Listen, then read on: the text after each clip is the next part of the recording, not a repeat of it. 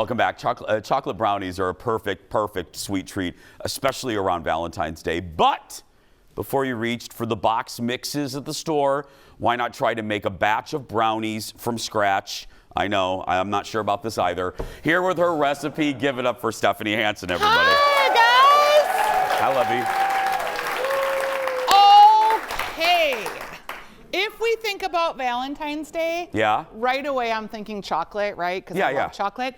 And I think brownies are very underrated because they're easy to make. Okay. You can customize them in lots of different ways.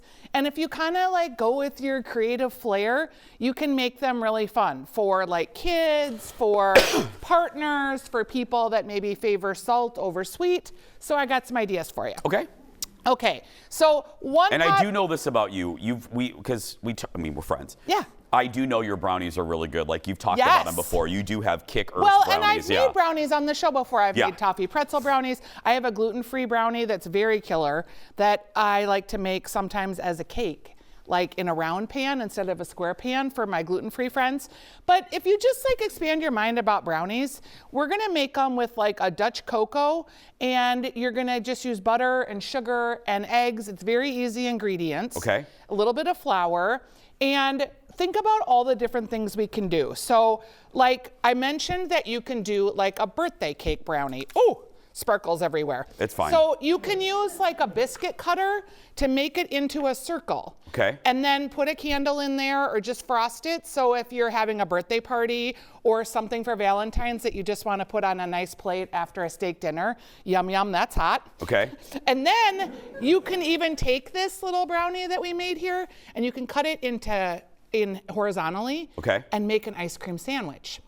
So now, like, let's say your love is really into like ice cream, so you're gonna make a little ice cream sandwich.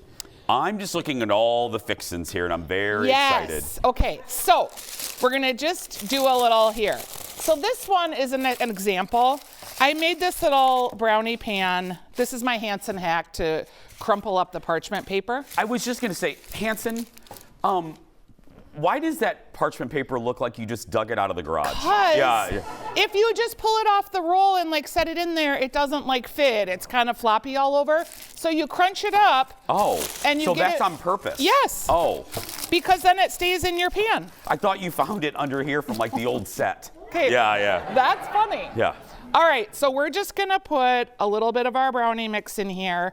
Now let's say that you have someone in your family that likes salty and someone in your family that likes sweet.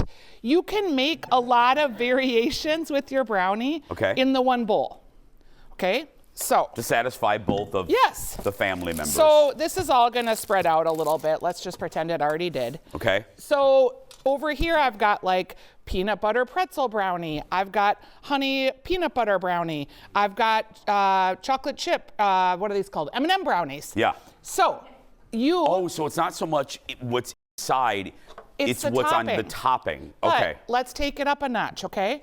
So you're gonna put just a little bit of peanut butter and you're just gonna dollop it on there. We'll do like 4. That looks like fancy peanut butter. I always have fancy peanut butter. I know you do.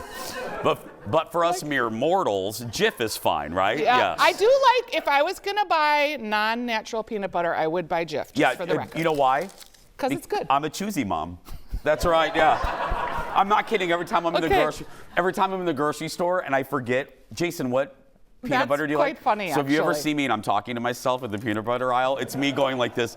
Oh, I'm a choosy mom, and then I grab the Jif. That's right. I hope I actually do see that someday. Okay, so we've got our peanut butter plopped in here. Okay. I'm gonna show you how to make like the swirly swirl. So I've got a toothpick, and I'm just gonna go back and forth, kind of using the toothpick to swirl the peanut butter into the chocolate. Okay. Okay? I'm tipping this so people can see. There we go. So that looks real pretty. I did one kind of over here. Okay. Oh, right here. This is the Gerg. This is the finish. I love your oohing, audience. Thank you. Yeah. This is a humble brownie, and it looks fancy. Like we spent time and did something a little extra special. May I just eat this? You sure may. Okay. Okay.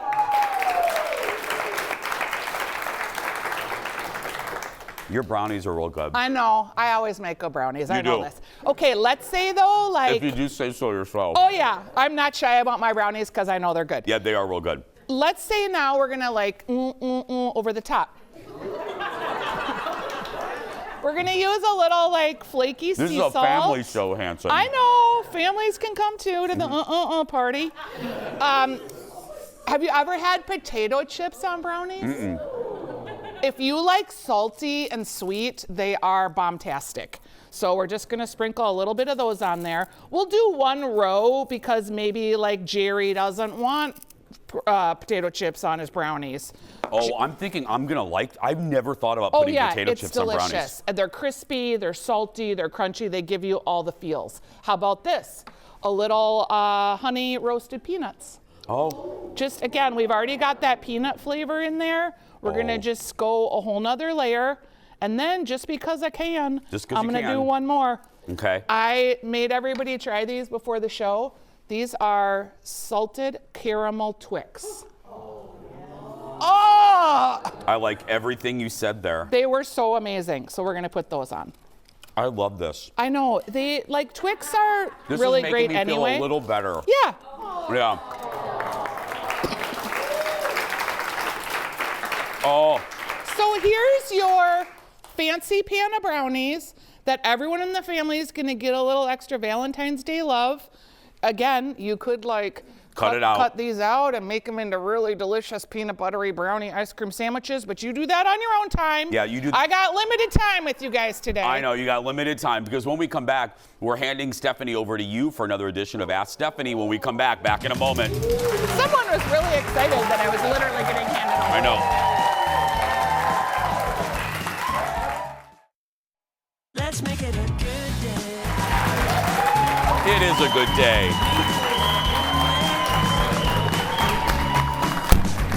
Okay, it is time to pick Stephanie's beautiful brain. We had viewers submit some questions for our Ask Stephanie segment on Instagram. Are you ready to go? I am, but I didn't read the questions in advance, so it's totally cold. No, you know what this is? I mentioned Johnny Carson. It's like Stump the Band. Okay. Yeah, here we go. Here we go. Won't But be it's hard. like Stump the Stephanie. Are you ready? All right, yes. This is from Robin. Steph, say hi to Robin. Hi, Robin. She goes, hey, Stephanie, suggestions for cooking for one. Oh, that's a good question. Oh, well, I mean, first of all, make yourself a cute little brownie, because that's good. I think she means a meal, my love. Yeah. Okay. I have lots of thoughts, but my first one is like a walleye fillet. Because you buy one, so you can cook for one. You can even cut it in half and do like 4 ounces, 4 ounces. Those little steaks, those little petite fillets that you can buy, I like that. I also think that soup, I know that seems weird, but you can always give soup away, or you can package soup in mason jars.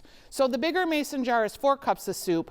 The smaller mason jar is 2 cups of soup. That's a perfect one-person serving. So don't be afraid to make soup and then put one in your mason jar and then freeze the rest. Just make sure to give yourself about an inch of headroom so that it doesn't explode in the freezer. I love the fish. I love the fish idea. When I was single in my 20s, I would get tilapia. That was my favorite little meal, a little fillet of tilapia. Just shake it in a little flour with a little seasoning and fry it in a little butter. Yep. Next, Ann. Say hi to Ann, Stephanie. Hi, Ann. Ann writes, hey, Stephanie, what's the best marinade for a steak, and how long do I actually marinate it for? Ann. That's a good one, right? Yeah, that's a good question. Ann, I'm going to disappoint you, girl. Why are you marinating steak? You don't need to marinate steak. You're just gonna be seasoning and salting your steak. That steak isn't absorbing any marinade. If you want flavorful, like saucy steak, then make sauce after you've made the steak. Pan fry the steak, put a little butter in there. She's absolutely right. A little Worcestershire, but like marinate, the only time you would marinate steak, in my opinion, would be if you were making like fajitas. Yeah. Because then you kind of want that Mexican Worcestershire flavory. Worcestershire, by the way, would be great for that. But I'm just about like dry searing the steak with the salt, the pepper, the seasoning. Yes, that's how I make all my steaks, yeah.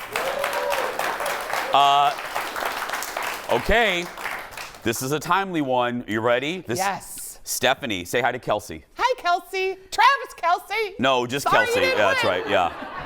Hey, Stephanie, egg prices are so high right now. Are there substitutes I can use in recipes? That's a good one. I bought a dozen eggs yesterday and it was $7.50 at the Quick Trip. I was dying.